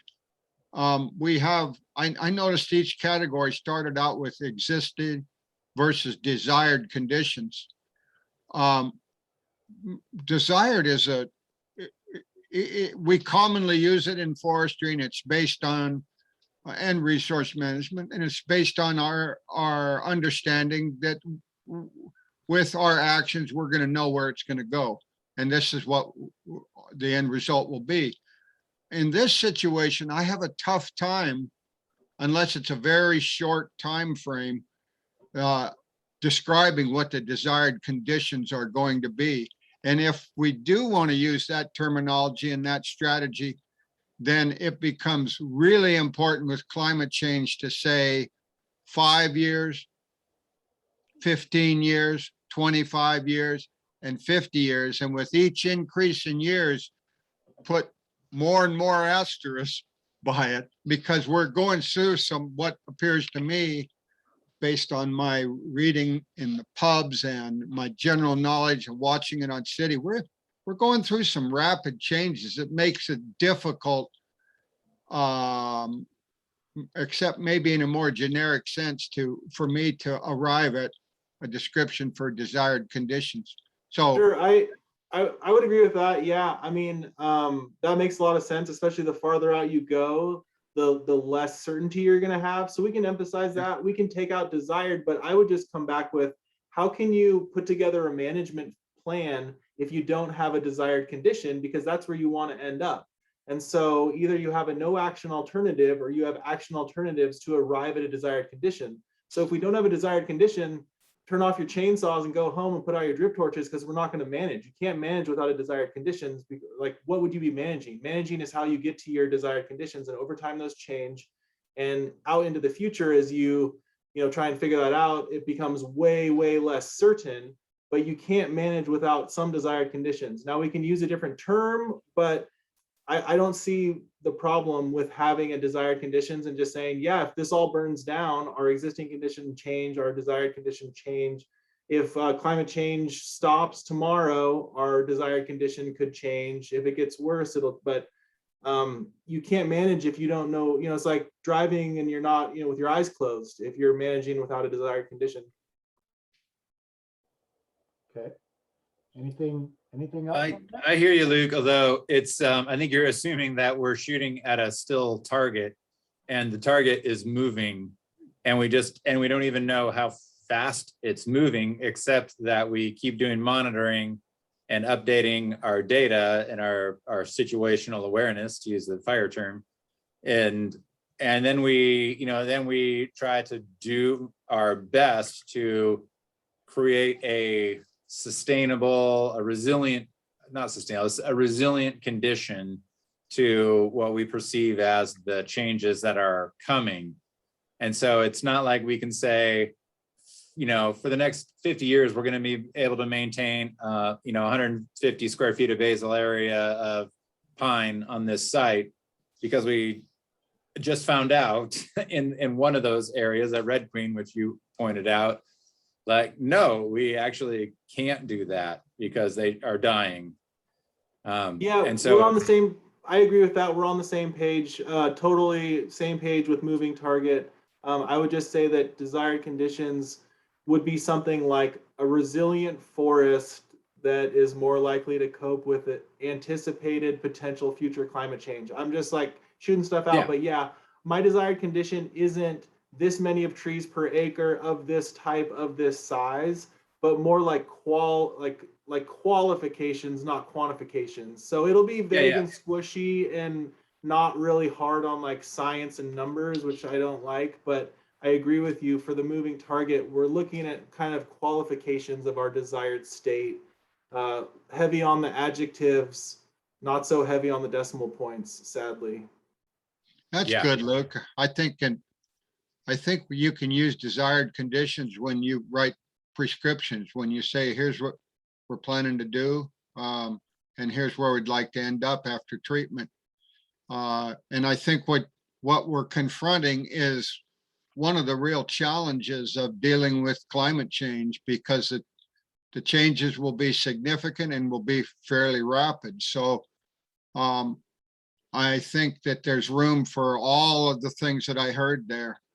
But the important one is that we convey to the public and the council that this is what we're up against. Right, which I think some of this is to revamp what is our anticipated conditions, right? So it's not comparing to the status quo now, it's comparing to where is it going to go potentially naturally with this, and how do we want that to look possibly different? Yeah, and the executive That's summary will changed, cover that. If you remember when we first started, it talked about how our existing desired and anticipated future conditions have all changed since 2016. So I think that kind of covers what we're talking about. Where we were 5 or 6 years ago when we were writing this are not where we are today. And so that, I think we can get there. Me too. I think Okay. you got it, Luke. Okay, so we've got more in here and like maybe 18 minutes left. Utilize refugia to maintain biodiversity. Frank wants this to be a change. Marty has it as a persist. Discuss. Yeah, I think, again, in the slides, the 450, we delineate areas that have been earmarked as refugia. And so that has been actually, at least for me personally, it's been part of my thinking, and with some units has been consistent for many, many years that they are what we'd call refugia. So that's why I listed that as a persist. That being said, there's some new information and some new research out that's kind of being a little more robust with the concept of refugia.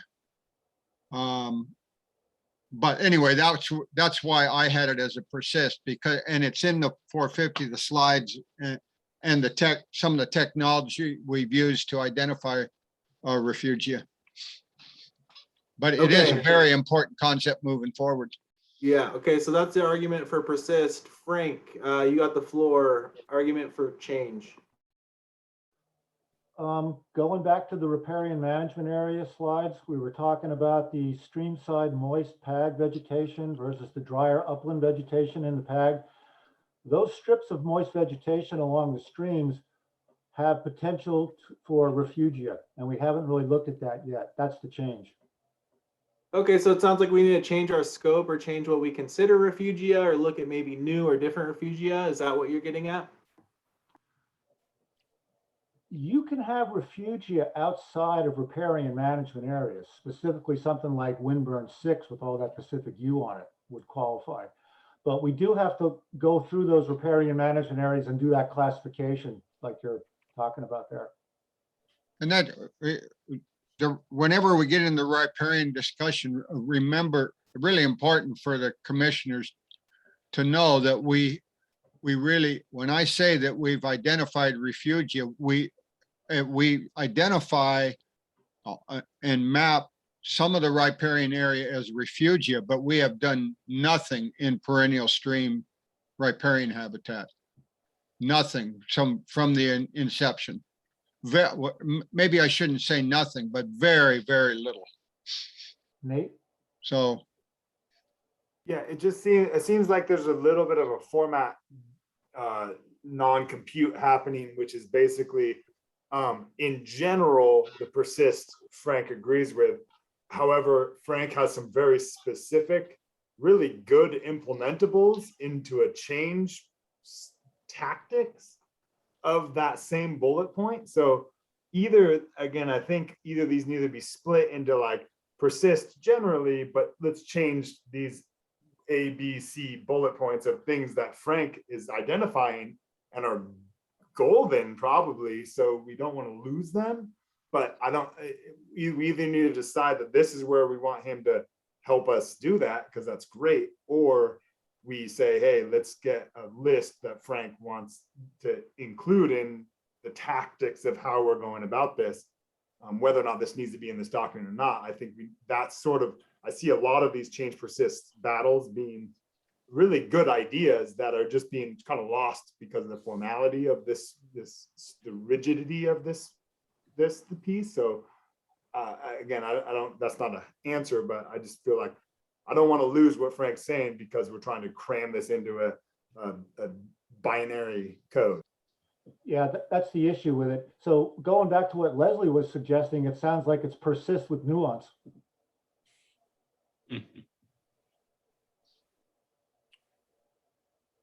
Luke, does that sound okay? I'm sorry, can you repeat that for me? Going back to what Leslie was saying, it sounds like what we got here, it might be a persist, but with a nuance. So we're still going to manage refugia. We just haven't managed these areas yet. There's probably refugia that we haven't anticipated needing yet that are going to come up, which might even be like low elevation ponderosa pine or higher elevation, moderate elevation white fir that we want to try to keep around, but we're starting to lose species in places that they used to exist, and we got to find refugia to preserve their genetic stock. Okay, so we'll use Leslie's persist but modify for this. Does that work for everyone? That's good. Okay, cool. What's the next one? Manage for multi-layer stands with species seral diversity. Marty had persistent change for this, and then I kind of had a question. I wasn't debating it, although it looks like I did put a P instead of a P and a C, so I guess I was debating it. I guess this was another one, maybe persist with modifications, because we've been doing this, Marty, and you're saying make the change, so same? Just a little elaboration, but I think you're probably right, Luke. In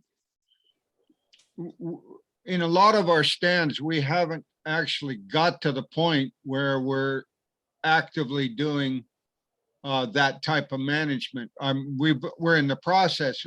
For instance, we've been doing a lot of thinning from below, you know, trying to do a fire management focus type of work.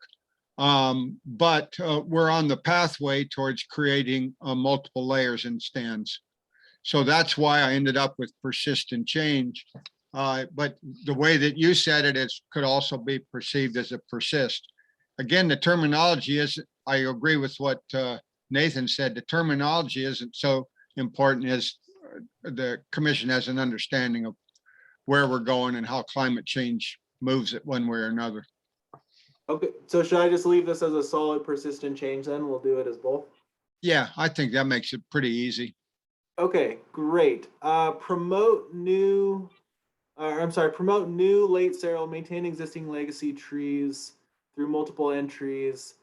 Do not use high severity disturbance. So I was thinking that could also be a change. Are we promoting new? We've been doing that in the past. We've been doing the multiple entries in the past. So is that just a persist? I'm fine with it, just trying to clarify.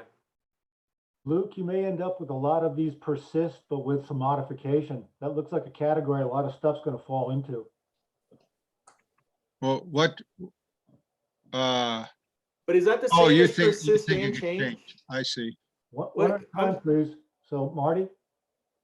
I'm sorry. I was just trying to figure out. So Luke, you think this could also change? Luke? And how would it change? I'm a little bit lost there, Luke. Sorry. Oh, I guess maybe I was just the managing for new stuff, new late seral. I was wondering if that was a change, or is promoting new late seral, like developing new late seral, that's a persistence. I guess the newness maybe is what was throwing me off. Well, it's been pretty consistent that we've been pushing stands to older forest conditions, almost very consistent and almost universal in our actions to date. So that Great. I think you could make some cases to do things differently, and of course, depending on the objectives of the owner, but the objectives of the city have been pretty consistent that way. Okay, so it sounds like, you know, I was thinking it was persistent and change. Frank thought it could be persist with modifications, but I'm just happy leaving it persist if everyone else is good with that. I just want to make sure we're not conflicting with other goals, which would be, one of them was to recruit new shade intolerant species.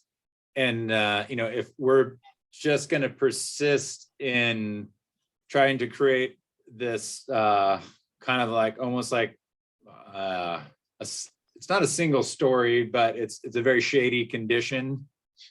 If we're not allowing for anything more than low severity disturbance, then we can't go in and create a 1 acre patch to recruit pine. If we're not allowing ourselves to do this, you know, we might end up having to, you know, augment a 1/4 acre opening into an acre opening. And is that low severity disturbance? I don't know. That's a good question, Chris, because also later in the conclusion one, it talks about becoming more aggressive and increasing our size and scope of treatment.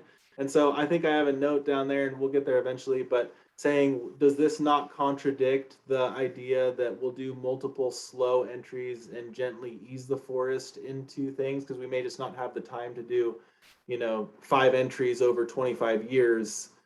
So it also does seem to contradict a later bullet point in the conclusion. Well, I'm really excited that you guys have read this stuff. Those were put in there to see if somebody actually read it. I'm just teasing, But I'll tell you honestly, there is that part of the discussion I want to have with you. In this document, you will find it said one thing and the opposite. And that was by design, because given our objectives, we do want to open and have shade intolerant species, and it is important to do. So a lot of that comes down to some pretty challenging decision making. Usually we make those or often we make those decisions spatially. A lot of times we make them at the time of the prescription, but it's certainly within, to address Chris's point, we're certainly not looking to make multi-layer stands everywhere all the time on every square inch. We also say that we'd like to have openings. We also talk about having open forests. So it's very clear that we have a range of conditions that we're shooting for and trying to look at the possibilities of how they might interact with climate change, both spatially and temporally. So I'm not saying it's easy work and there isn't going to be some contradictions. And the fact that you guys are finding them, that's right on. In my book, that's right on, because if we try to do cookie cutter here, we're toast. Yeah, so we have 6 Marty? minutes. Chris, if we keep that as persist, are you concerned about not being able to treat the ponderosa pine patches or being able to go in there and do openings? That was the concern. Are you good on that? Do we need to change it? Luke, like you said, we got 5 minutes left. Can we kind of table this discussion? Can you take us through the rest of the document and show us the places that you want to highlight? Because I'd like to get through this before the end of the meeting. Sure. Yeah. I mean, it's anywhere where you disagree with Marty in parentheses. So we can go through them. We won't get through the conclusion tonight, but yeah, invasive species we already discussed. Reduce insect pathogen disease susceptibility. Frank thinks this is persist only. Marty had change persist. Go. You asking for a comment? Yeah, you want it. You disagree with Marty, so why should it be change only and not change persist? We've been getting into that. It's going to be a persist with some kind of nuance. That's where everything's going to end up, it looks like. So we can have this discussion, but keep rolling through. So again, what is the difference in persist with nuance versus persistent change? Because in some cases, it's just going to be persistent change, and it is that, and you're saying persist nuance, and I'm not sure how that would be different. Hang on a second here. Which one are we at there? Doing the insect pathogen disease susceptibility? Correct. Yeah. Right. So haven't we been doing that all along? Or are we going to do some additional work to it that's going to change where the past practices? That's what I was thinking. So keep going on this. I would just say, I think that, again, the onus is on the change. So anyone who's saying persist doesn't really need to elaborate. Anyone that's thinking change, I think they owe a sentence or two of elaboration to clarify. And then depending on that, that's where then we need to break that into persist with modification of here's the specific change of the specific piece that whoever is noticing and wanting to implement that. Is that? I'd like to see some examples of this, just so we can say, here's what we mean when we say persistent change or change only. Great, that's a good point, Nate. So Marty, what would we be changing in our pathogen susceptibility stuff? We have been really active and been persistent at dealing with that, but we've got elevated things going on here. They are probably related to climate change. A lot of stuff going to develop in the next several years, and it appears like we're going to have to make some changes in how we approach some of those stands. Not complicated stuff, really. Like an example, I mean, so it sounds like you're just saying we're gonna change, and Frank is saying we're persisting. So persist, change it is then? Can we move on? I'm okay with moving on. We only got 2 minutes, so go for it. Okay, maintain existing, develop new seed sources. Frank had big problems with this one. So Frank, we'd have to go look at your document because I wasn't gonna put like a whole paragraph of red typing in. So we could go to that if you want, look at your comments, but I didn't paste all of your comments into here. That might be a mischaracterization, because the only thing I was saying is that there's more places to get regeneration than just seed. You can get cuttings, you can, grow stuff in a nursery. Just don't limit it to seed. That's all. Is there could we say like new seedling or new revegetation sources, or is there a word we could use? Because Yeah, just don't. It just doesn't have to be seed. You can go out and get a cutting and root it someplace and then plant it back out on the site. That's all. Yeah. okay, So change seed to propagation. Yeah, that'd be fine. Just make it all more right, general. done. We can go down to the next one. Conclusion. Sorry to interrupt you, Luke. I just wanted to make sure Frank knew Steph Seffinger would like to give a quick update on city council before we all leave. So. Well, we're done for this thing. Let's put stuff All on. right, well, that's good. We'll get conclusion next time. Thanks, guys. Great input, everybody. Good conversation. Luke, awesome work. Where's Steph? Hi. What I just wanted to tell you, I don't know if any of you saw the last council meeting, but the Rogue Valley Mountain Bike Association was supposed to do a short presentation, and it ended up talking about the fact that there was confusion about who develops trails in Ashland, and where, if it goes to the city council or the parks, and what is the role of forest lands in it. Somebody made a motion to have a new ad hoc committee looking at a proposed trail. So at any rate, I brought up the fact that I believe that we had a process with parks, and that we've had a process for a long time. So that motion will probably be rescinded at the next meeting, but I just wanted you to know about that happening. And there's also a request is going to come in for Pioneer Extension as a ADA friendly trail. That's it. Any questions? Thanks. So we are at 7:30.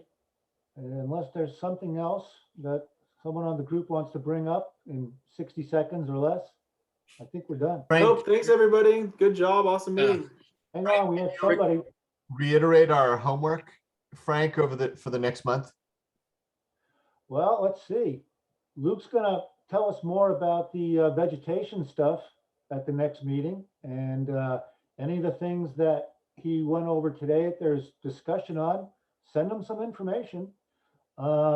Anything on riparian management areas, hydrology or carbon, send all your comments to John Williams, and we'll look at them as a group, but send them to John. Yeah, Nate, quick.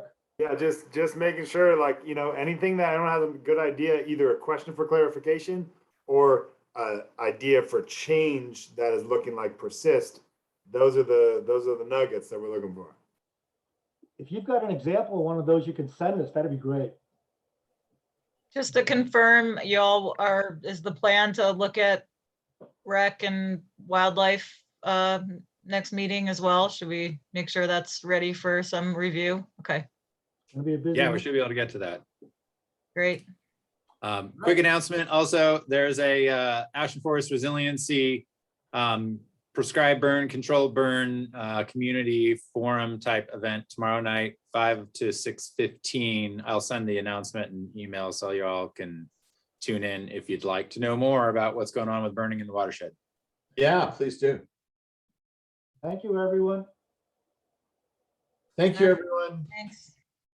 Good meeting.